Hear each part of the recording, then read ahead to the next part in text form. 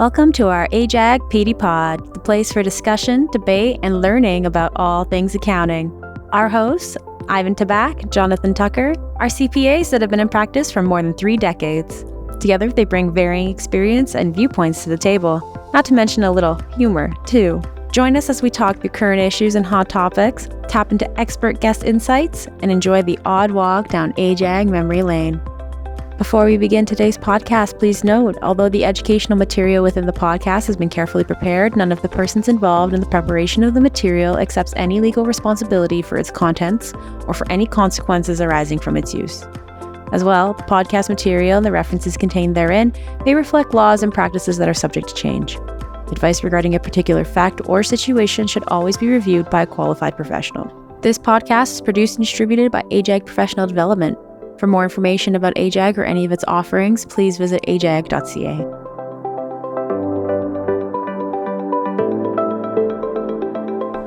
Hi, and welcome to AJAG PD Pod episode 11. I'm Ivan Tabak. And I'm Jonathan Tucker.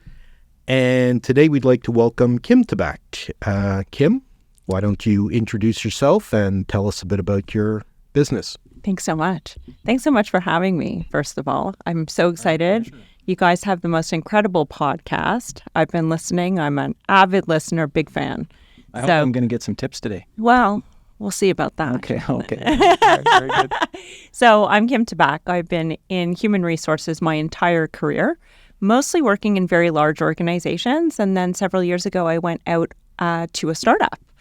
And from there, I have since been out on my own. I'm going into my 3rd financial year of business as an independent contract consultant and advisor. I also work as an executive in residence at Mars with some of Canada's most promising startups. So what are some of the biggest misconceptions around HR? You must hear a lot. So HR is not the party planner. HR is not the job for your niece or your cousin or your wife or your receptionist. It's actually a value-added profession. And so when we talk about HR, a lot of people will speak about it as a cost center. But truly, HR could really be the key to energizing your organization, building culture, and really enabling performance. And what are some of the biggest HR challenges that you find yourself facing in the clients that you have? Yeah, so some of the things, especially working with small and medium-sized companies who are either going through some kind of transformation or have massive growth going on, it's all about culture, and it's about being able to scale culture. And so founders in very small organizations or CEOs who start their own business and they're like 8 to 10 people and they feel really connected with each other, but then you've got to multiply that out and they become 50 people. And then the CEO doesn't know everybody's name anymore. And then employees don't know each other anymore. And now, especially post-COVID, with everybody working from all over the world, connection is even more difficult to create. And then culture, of course, is at risk. So how do you work around a virtual environment when people have been working together in the past, or during the pandemic, now new people are added? How do you work in a virtual environment as an HR professional? So first thing I wanted to talk about also, Jonathan, is that, younger people coming into the workforce need to be close to their manager or their leadership team. And so in order to see them perform, and studies have shown this and proven this, that the virtual environment and working from home obviously saves everybody the commute and saves, on parking and gas. Right. And for a lot of employees, that's a huge benefit. But for younger employees just coming into the workforce, it's less of a benefit. They're coming for a social experience. They're coming to learn. And when they're sitting at home in their apartment with their roommate, who they may or may not like, in 800 square feet, they're really challenged. They're challenged to, again, like going back to that, idea of culture and connection and being the power of really successful organizations. They're having a really hard time connecting, but also they're not getting the kind of coaching and mentorship that they need. Is this unique to that generation, or is that across the board, would you say? I'd say it's fairly unique to the generation, not because of the generation, but because they're newer to the workforce. Now, we could talk about generations and the differences in generations, because that's also a huge challenge within the workforce right now. Right. So looking across, especially larger organizations, you've got, a ton of people looking to retire within the next 5 or 10 years. The baby boomers are on their way out. You've got Generation X, that's a pretty small generation in the workforce. And then you have the 2 younger generations coming up that nobody seems to know how to engage with them and how to get the best from them. Yeah. So I do a lot of talking about this topic. I'm super passionate about it. Yeah. But it is one of the challenges right now in the workplace. We used to use some co-op students from one of the local universities. We did that for maybe 10 years. And then COVID came along, and I'd say 2 years ago, we said we can't do this anymore because they had not developed. And so they couldn't make decisions. And it wasn't because they weren't smart. It was just because the impact that no socialization, no work experience had on them. So we haven't worked with co-ops since, just because as an employer, we just thought we ended up doing the work over ourselves. Yeah. Right. So. Well, and that's not unique. I mean, even in high tech, you find that some of those co-op engineers, there's a lot less opportunities for them now, mostly because organizations are super tight. It's been an unpredictable market conditions, and having co-ops takes work. Yeah. And it takes you away from the actual work that you're supposed to be delivering on in order to help to train. Yeah. It's unfortunate because we really need to be thinking about the next generation and how it is that we're going to hand off to them. Yeah. And they're not getting the love that they need. Yeah. And they're working in isolation. I had a client the other day who was telling me about their daughter who, for the last 3 years, has worked for a municipality. And anyway, but it's been at home, and he said she's really suffering in terms of mental health. So she's now, what I would have thought would have been a good job. She's looking elsewhere. So, she's giving up a pension and all of those things. And she's saying, this is not for me. I can't stay at home in my parents' basement working here. So anyway. And that's a pretty typical situation. And so when I'm working with clients, one of the things that's very important is to acknowledge who are you and what is the work that we offer and what is the experience. Because you might be an exceptional employer, but you're not for everybody and everybody's not for you. And so one of the things I do with my clients, and one of the engagements that I have quite a bit, is really determining what is that talent value proposition.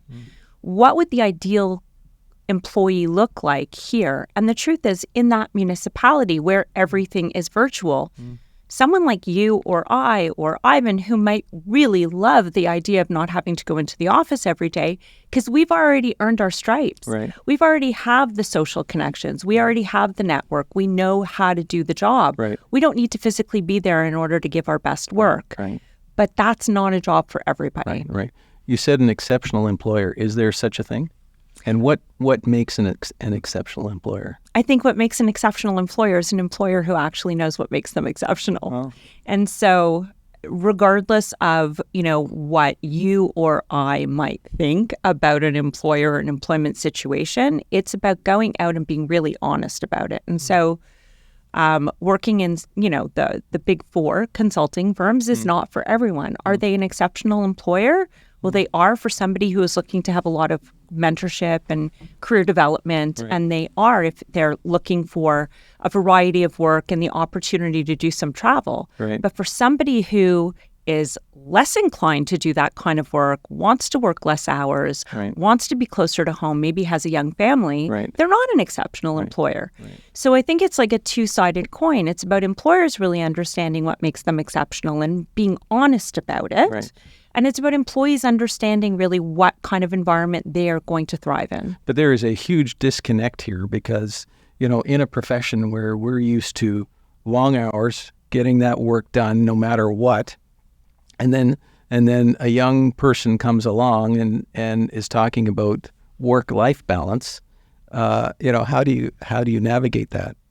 So work-life balance was actually coined by Generation X. Which is really interesting. Why? And it was coined by Generation X because the generation before them had none. They didn't see their parents. We were the latchkey kids, right?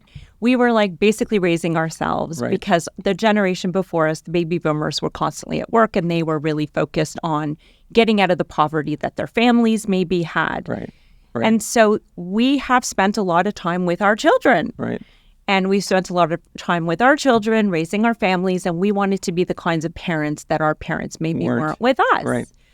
And so we created the problem, first of all. Yeah. The second thing that I would say is that they actually do things smarter, better, and faster. Really? They have access to greater They don't technology. have experience.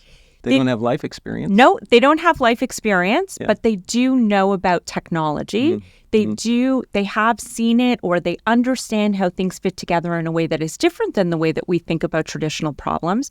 They're highly innovative. And so I think the magic... But they're innovative in their area, Correct. which is, an environment that's a virtual environment, but not necessarily with a lot of what we'd call life skills. Yeah. Life It's skills. very, very narrow. It's very narrow. Yeah, absolutely. But imagine an opportunity to mentor and to reverse mentor. So you're mentoring them and teaching them about traditional accounting. Yeah. And they're spending some time teaching you about some of the technology and some of the ways that they could do things faster, smarter, and better. I mean, it's interesting because one of the things that we need to make sure of is that regardless of how we leverage technology, we always need to ask, does this make sense? Yeah. They're not great at that. Right? So they'll put something into a spreadsheet, they'll do it with AI, they'll use ChatGPT, Yeah. but it's the review and the knowledge to know, is this going to work? Does this make sense? Yeah. Is it going to be something I'm proud to present to a client because I have experience with this client and I understand Right. previously what's worked in the past? Right. And that's where we come in. And so I really see it as a symbiotic relationship. So reverse mentoring. Reverse mentoring. I've never heard that term. Yes. And Because that is what happens. that's right. Right. But you got to be open to it. Yeah. So, some of the stereotypes currently out there about, kind of the lazy generation, the technology enabled, these are the kids that the gamers. Right. We've given them a bad rap and we're not actually thinking about what could they bring to us and how can they help us to leverage, better solutions. But they don't have the same values that we have either in terms of, and when I use values, I'm talking about, listen, I need you to get this job done no matter what because the client needs it today. That there's a disconnect there, I find, with some of the younger people I'm working with. They'll leave it with me, and then I end up having to finish it. So let's also remember, everybody comes to work wanting to do their best job. Nobody comes to work and says, I'm gonna be a failure today, or I'm gonna disappoint someone today. So setting clear expectations when you're hiring someone is really important. And like I said before, knowing who you are. We're an organization where we work long hours. In tax season, we might work really, really late at night. Yeah. Is that okay for you? But also understanding that if you want to attract this generation and if you want younger people to think about you as a great employer, you might say, and in the summertime when it's less busy, we have a lot of flexibility. Right. And so thinking about it that way. Okay. So we're talking big picture here and theory here. For sure. But I think a lot of people watching, and I'm included, I would like to get down to the nitty gritty. So I have an organization. I need some HR work. I need help hiring, firing, evaluating, setting policies, etc. And I call you. So what's the process? How do we start? So for me, it's really important to understand who you are, what you represent, what are you doing, why is what you're doing something that employees could become really passionate I about. think we'd need help understanding that from you as well. Right. Probably because, I don't know about you, but I just do what I have to do and I don't even think about, that kind of thing.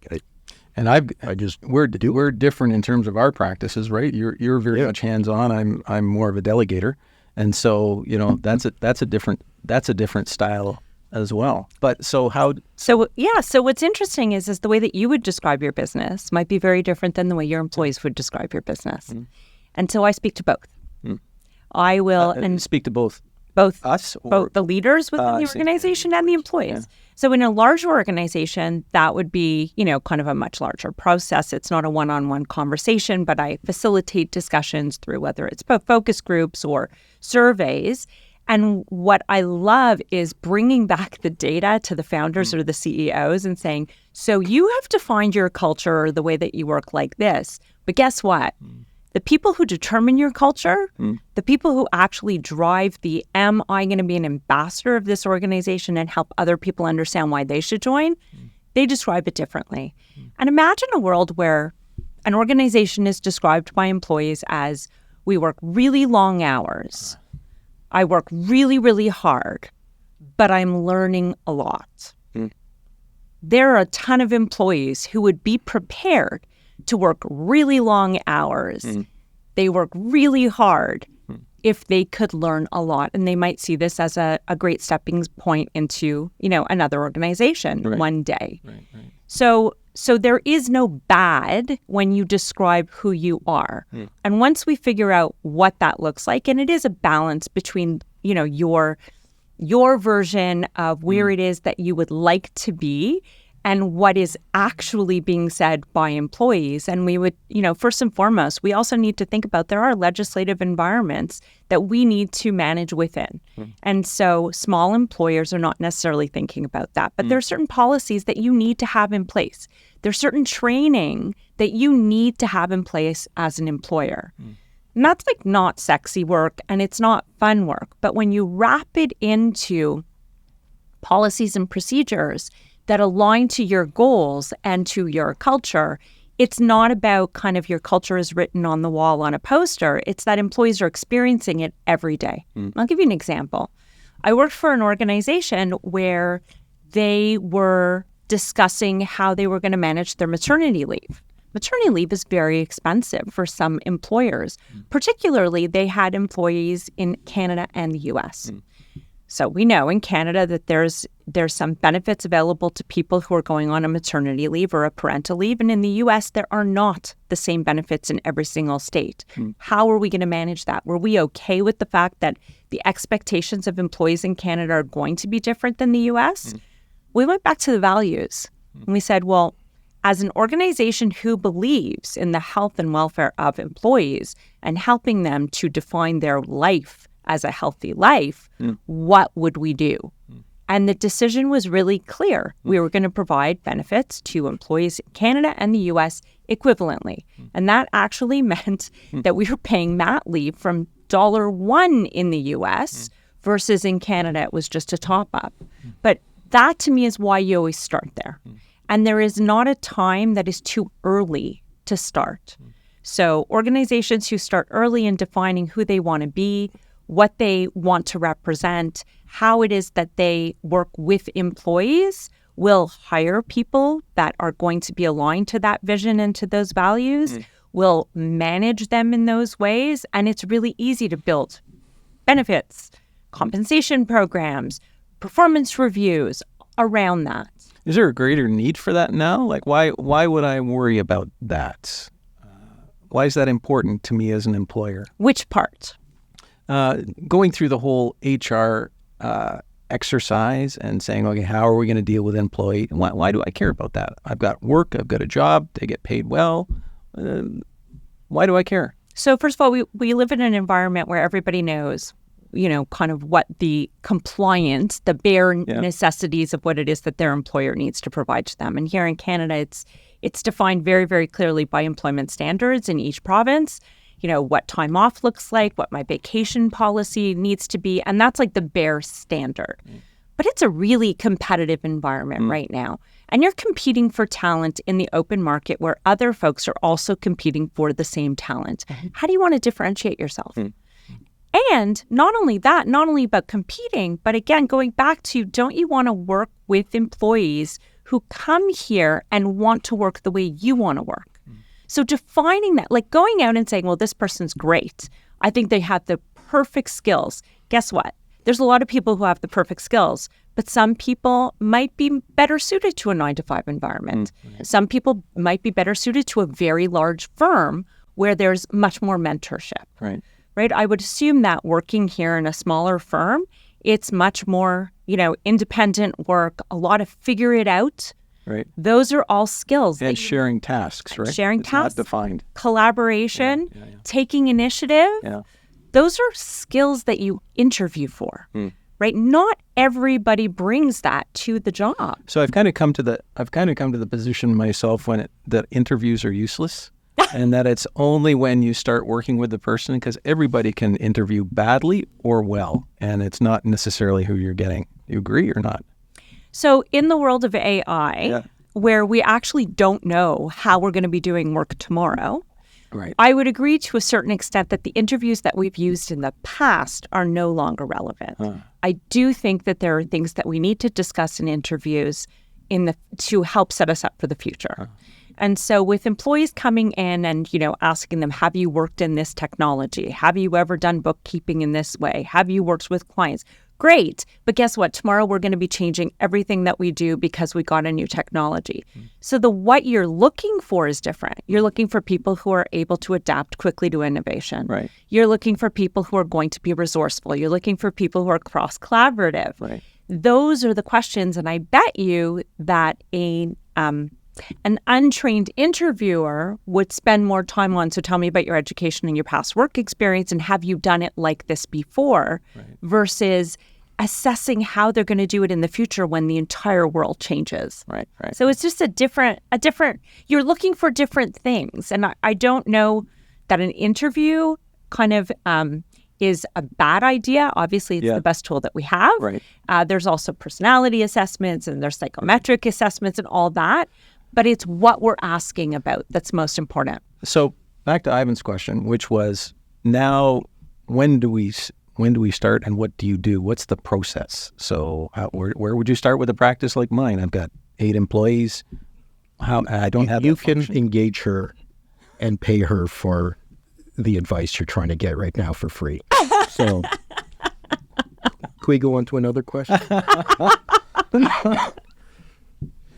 I'm just trying to use it as a useful illustration to your point, to your question.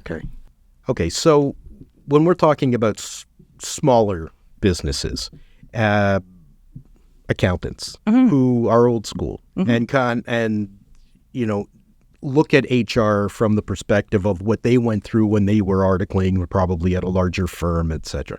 I mean, I remember when I went, the way we were sold, because HR was directly involved in our initial 2-week training program, and the HR director was giving a lot of the initial courses, and he had an accounting background, so he taught some of the courses. Anyway, we were made to feel that HR is there for us. We have a problem, we can go to them. They're looking out for us. And it was very clear later on when there was an issue that I had to deal with that they are not there for us. They are there for the employer. So the tone that they set was misleading. It gave us a very false sense of security when thinking and dealing with HR. They became almost like our friends. We're buddies. Meanwhile, they're using it against you. They're using it against us. Back to Right. So, what do you see in that regard? And just to add to that, if you've got old school management, Yes. and you can come in and you can pitch them and explain to them what this process is and what they have to do and their attitudes need to change, what do you see as far as the actual implementation and of that attitude? Yeah. Can they act? Do they actually do it, or do you find them just falling back on their old ways and it not working? So I love data, and in organizations that are larger than 8 people, in organizations that are larger than 10,000 people, it's very, very clear that if you don't adapt, your partnership is at risk, because we need to think about the fact that, the generations coming up are the largest generations in the world. So not only are they your future employees, they're also your future clients. And so if we don't start thinking about adapting a little bit, we are going to have a really hard time finding people who want to work the way that we want to work, but we're also going to not be speaking the language of our clients. And that to us is something that we can understand. And so working in a very, very large firm in HR, I was able to demonstrate to them through data and through turnover data. So we know in traditional firms, just speaking about accounting, in traditional firms, it takes about 5 years to become a manager. And then once you become a manager, and if you are promoted to manager, you're generally on manager, you're on partnership track. When I pulled data and I showed turnover, first thing that the partner said to me was, we don't have a turnover problem. Our turnover is better than anybody else's. They were right. Top line turnover was exceptional. They have a lot of people who've been there a lot of years. When I started peeling back the onion and showing them the data, our average employee tenure was under 2 years. So that means that nobody was being promoted to manager, that we were actually taking the best of the best out of school and we were showing them the ways that they could go and get a job elsewhere is basically what was happening. So one of two things needed to happen. Either A, we need to stop thinking like, well, when I was, kind of going through it and it was hard work and you're going to learn the way that I learned, they're not going to learn the way you learned, period. So we either need to change that or we need to start assessing people sooner. So if this generation is looking for results sooner, what do we need to do in order to get them on a track sooner? And the way that it traditionally worked within a firm was like nobody really cared about you until you were promoted to manager because we weren't sure if you were going to make it.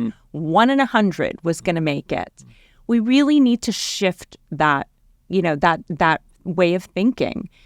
Employees of today are looking for mentorship. They're looking for opportunities. And what I've done in some organizations where I've worked is we've actually taken compensation. So let's imagine that it would take someone 5 years to get to a certain compensation level.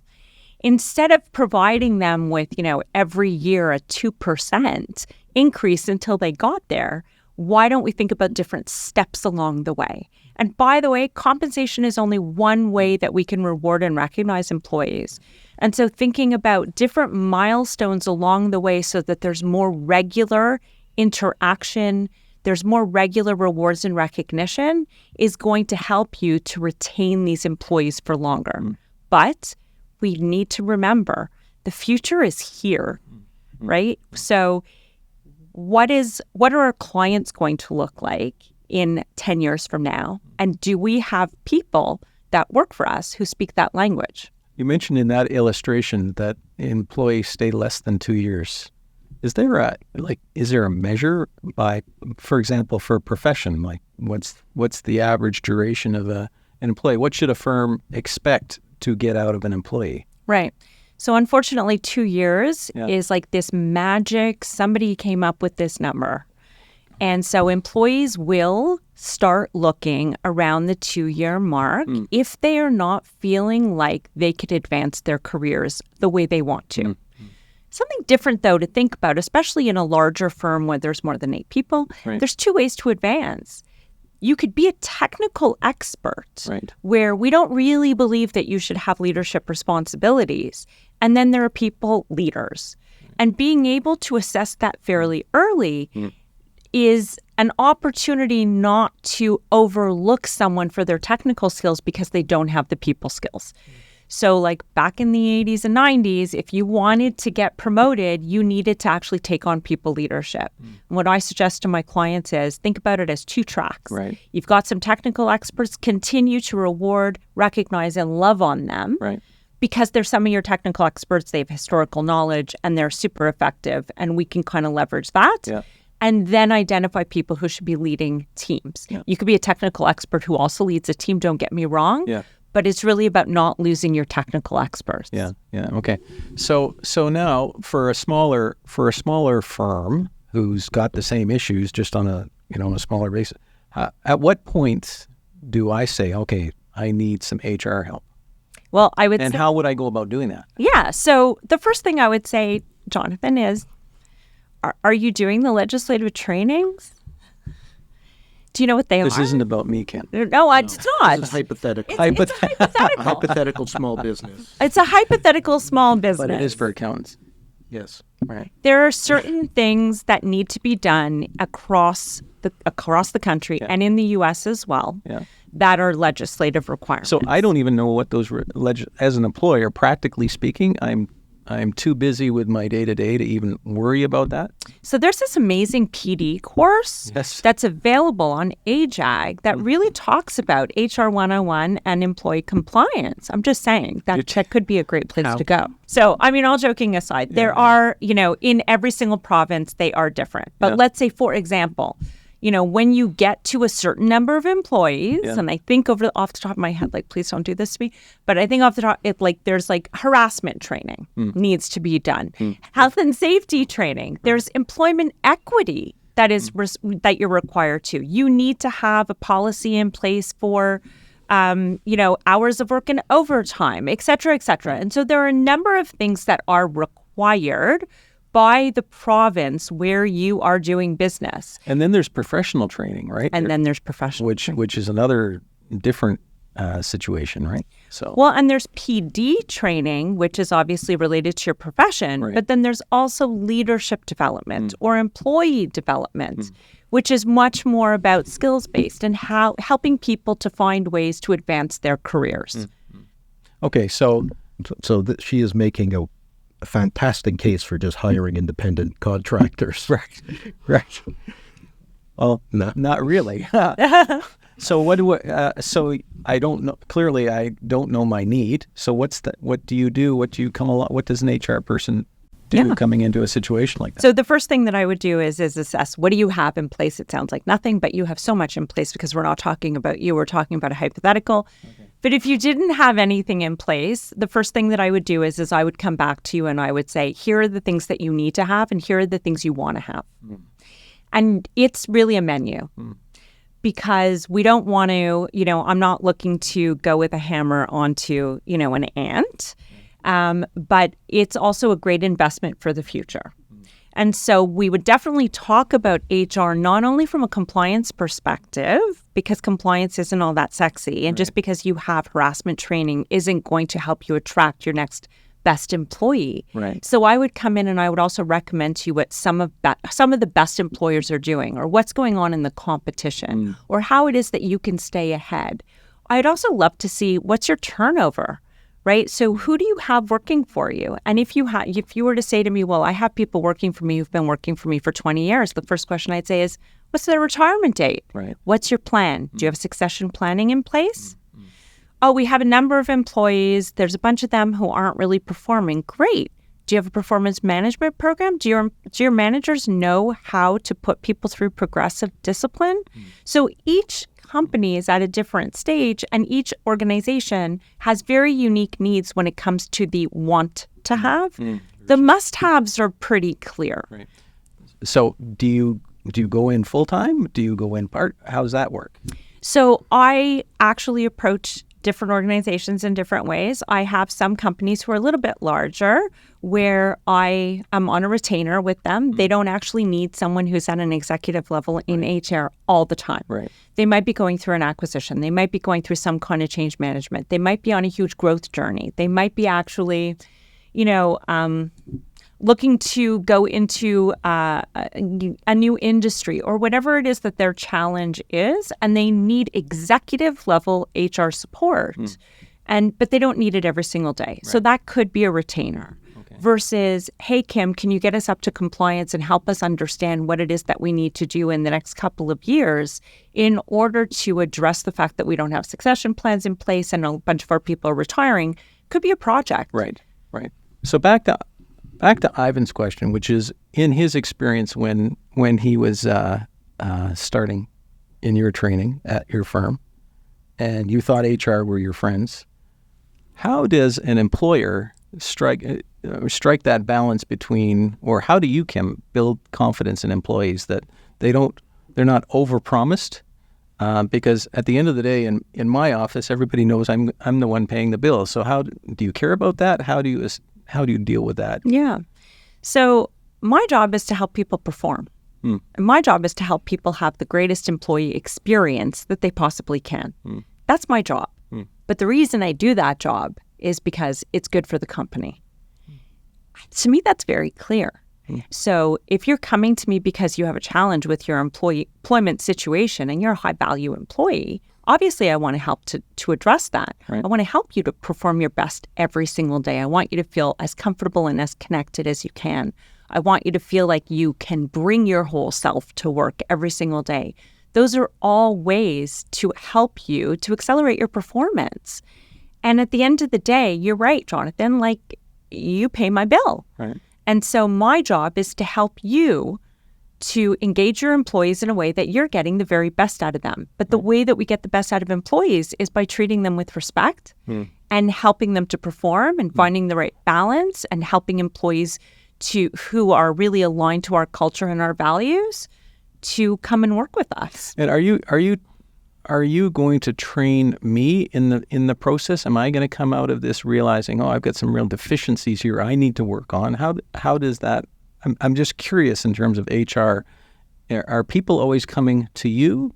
Are employees always coming to you? Or are you going to say to me, okay, when you're dealing with Fred or Sally or Helen, here's what I'd say or wouldn't say? How does this work? So or is it both? Well, I prefer employees to go back to their managers, but I never want to be the person where an employee calls me and I say, well, go back to your manager. So if an employee calls me, obviously I'm going to listen and I'm going to provide them with some advice. But at the end of the day, I always joke about it, but I don't want to be the hero. I want you to be the hero. And so I do a lot of coaching with CEOs and founders. I do a lot of coaching with executives, helping them to deal with the problems. Because at the end of the day, if I'm the hero and I'm actually not even there on a full-time basis, we've lost. What I'm trying to help is not only overcome the issue, but help reestablish the connection. Right. What about working virtually now? How do you build relationships when everybody's working virtually? We don't have an office. Everybody works from their home. So what we've tried to do is just every quarter get together, go out for lunch. But how do you, in an HR function, then come into that environment? What's been your experience? So I think that there is nothing that can replicate the magic of the in-person experience. Right. That does not mean that I don't believe in virtual working. It means that bringing people together when and if you can is very important. But what's important is not just bringing them together for the sake of bringing them together. It's about what you do when you're together. So like what? Yeah, so when I think about what's really important and how it is we engage employees regardless of where they live or work, I think about connection. And I think about connection in three ways. So first of all, how do employees connect with each other? Having a best friend at work is really important. And studies have shown that they're 17% more likely to stay at an employer if you have a best friend. So helping employees connect with each other, check. That's one thing.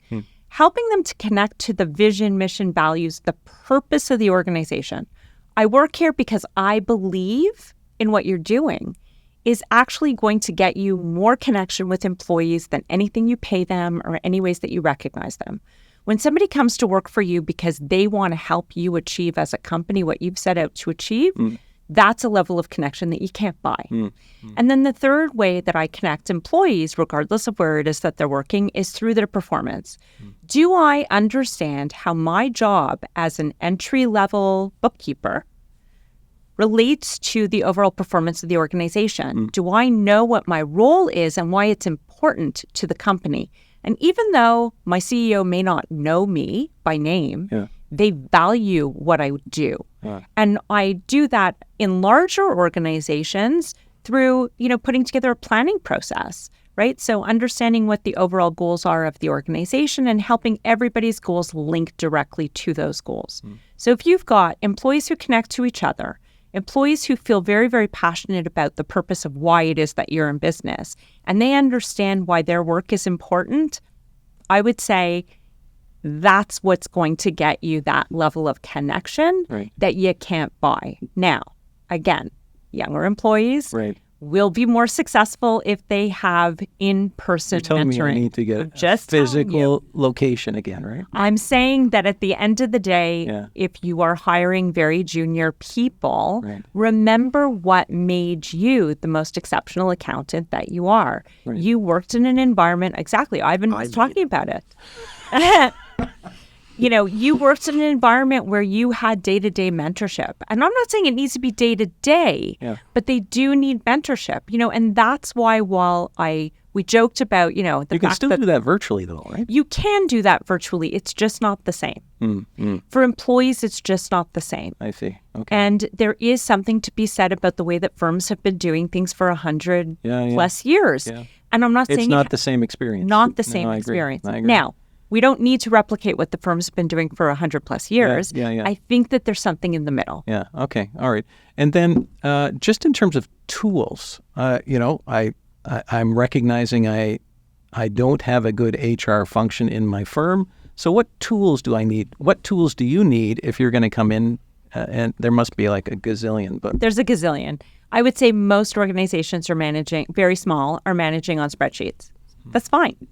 I mean, really, it's fine. However, going back to compliance, there's certain pieces of paper that you need to have. Right. There are certain documents he's that got you the need paper. to keep. I don't have paper. And the so- paper can be, it can actually be electronic. Right. But there are, employee agreements, or if there's any discipline on file, where do you keep that? And so the first thing that organizations will generally implement is an HRIS system, human resources information system. Sorry. So an HRIS. That's usually the first. Then what's your payroll? Interested. Trying to look interested. Sorry. She's convinced me I can't hire anybody, so I'm just here to fill the seat. Let's keep our conversation going. So some other things to think about is an applicant tracking system, or an ATS, when you're in a recruitment process and you're interviewing a bunch of candidates, or you've put an ad up and you received 500 candidates. There's no way you're going through all 500, but in the future, you may want to go back. So I would say an ATS is very similar to almost like, it's the Salesforce for recruitment. Right. And then what's your payroll system? And does your payroll... I was wondering about that. Like if somebody's using a Ceridian or an ADP, there must be tools they have for tracking that type of thing. No? Yes. A Ceridian has a human resources information system. So does ADP. Yeah. And they also connect into a bunch of the other HR systems. And then you've got performance management systems. And then you've got employee engagement systems. And people are doing, employee engagement surveys. And so there's a million systems out there. Yeah. What's really important is you don't need to overbuy systems. Yeah. You need to think about, what do you need for today? What are you going to need for tomorrow and maybe the year after? And I assume you're going to tell somebody this is what I need to put in place. I'm going to make recommendations. Right. We're going to talk about what I would do if we stayed this size today. Right. And we're going to talk about what it is that your plans are for the future and how it is that we could get ahead of that. Yeah.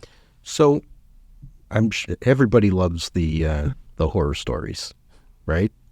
So give us a few examples of small businesses, because I think, again, most people watching this will be in that arena, and companies that either didn't follow your recommendations or got themselves into trouble before they came to you. So what are some of the things that firms have done and the implications of that to Oh my. them? Because this is my book, right? This is the title of my book. So I'll give you an example. I'll give you two examples. One of them is pretty horrible.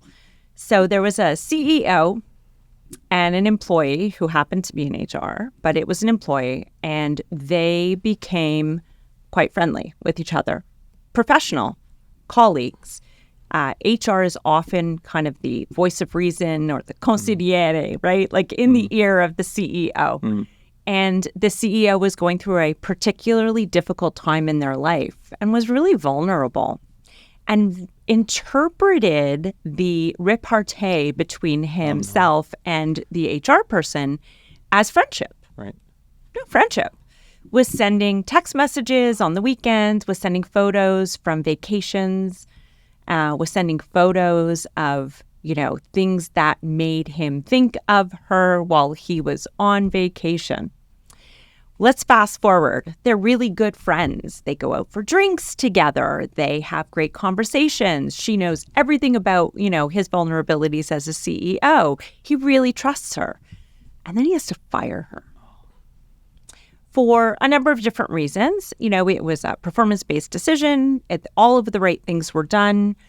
We negotiate the exit. And this is like, I just came into this firm.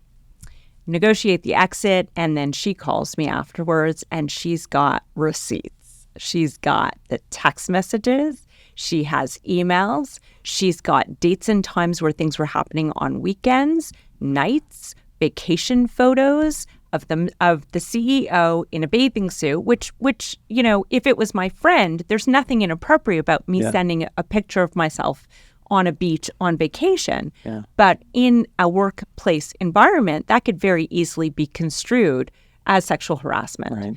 And so the truth is it was entirely innocent, and it really was, what he thought, a friendship. Yeah. It's a friendship until it wasn't. Yeah. And that cost a whole bunch of money to make sure that harassment suit went away, a lot more than what the severance would have cost. So, organizations like to talk about themselves as families or friends. Yeah. We're not friends, and we aren't family because families don't have to fire each other Right. normally. That being said, as a CEO or as a leader of people, you are held to a much higher standard. And so even though you think that you're friends, and even though you may go out for drinks on an occasion, this person is an employee of yours. Yeah. And when and if it ever hit the wall, you could be implicated. Yeah. And so we always need to behave in a manner that is appropriate and befitting our Think role. about it in that context. Always think about it. So easy not to. Another situation that I'll give, which is much more related to a firm situation, was there was a termination decision made on a weekend. Well, when you make a termination decision on a weekend, on a long weekend, for a pretty young person, there's very few resources available to them. And it ended in a suicide. Wow. And so I never do terminations on the, before a weekend. Yeah. When it's coming up on the holiday season, Yeah. there's no terminations in December. And again, this is really conservative. And should somebody do something that really needs to be terminated immediately, then obviously, if it's a for-cause termination, you're not going to hold off on it. Yeah. But when it is a not-for-cause termination because somebody is performing poorly, it's incumbent upon us as organizations to actually think about the consequences of the decisions that we make on people's lives. Yeah. Period. Yeah. And that's not because it's a legal requirement. That's because it's a moral requirement. Yeah. Absolutely.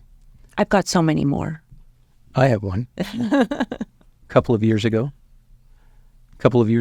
made a decision that somebody that I was working with wasn't a good fit. Went about it the right way, contacted a lawyer, and worked through, all right, what do I need to do here, and so on. I was away at the time, traveling, and the law firm sent the letter that I was going to give to the person to my email address, which is completely open to this person. So I'm on the other side of the world. At 4:00 in the morning, my phone goes off, and this person says to me, I think we need to talk. I had no idea what had happened. And so it was just the worst situation. I was powerless to do anything. I called the partner at the law firm and said, do you know what's happened? Because I have a separate private confidential email and all of that stuff, and that they hadn't followed that protocol. It was not a pretty sight, and it wasn't the way I wanted to deal with the person. 80% of what I do, I'd prefer to talk about people who are performing, and I'd prefer to be talking about how it is that we help them to bring their best to work. But unfortunately, it's those situations that could ruin your reputation in a moment. Yeah, absolutely. And you can do whatever it is that you want to do to advertise your firm and to put out a brand into the marketplace. It takes one situation To undo it all. To undo it all. Yeah.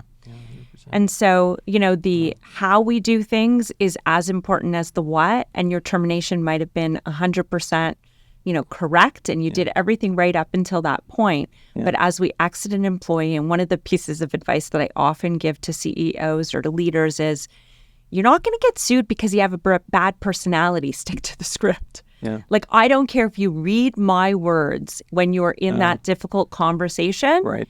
You're not going to get sued because you read these words because you didn't come off with a great personality. Right. You will, however, get sued if you go off script Right.